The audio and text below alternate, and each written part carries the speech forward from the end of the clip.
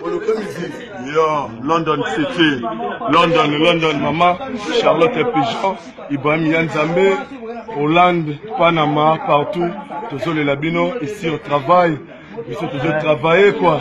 Bobo japonais porte-parole à Mokilio, et puis Maman Charlotte Pigeon, Tony Twingi, Maman Fatouma, Bassalam Mingi, Bouda Ibrahim, Maman Charlotte Pigeon, mais Maman Pigeon, Maman Labisso, Alain Anchangu, Robert, Ode et Bembo, Alain Anchangu, les amis qui alors pour parler à moi, Mireille Yenga, Maman Mireille Yenga, capote mère, Bambote Makasi na fanya star boss, Bambote mingi vena kofia ina, pour tigra bisoté, Tony Twin Golgan.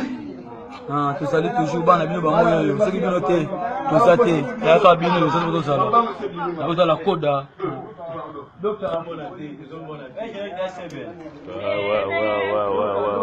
bon ça on Diodore bala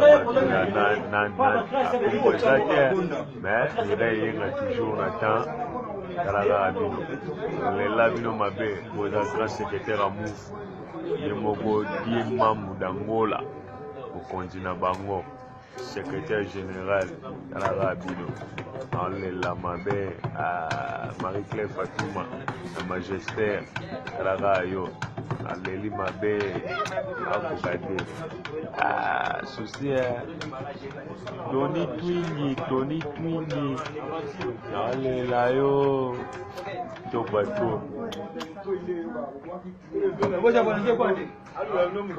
Bon, mingi on a connu vraiment en tout cas. Le leader Maman Yanzambe na nyoso. Non, Maman Charlotte Pigeon. Vraiment na bazala papa na sentiment oyo ba kutikati. Tobeba toujours na simana. Donc on a dit ça on a donc il tout idéologie ça moko. Non, sport Jean-Olina donc Yannick Luta Mao Yannick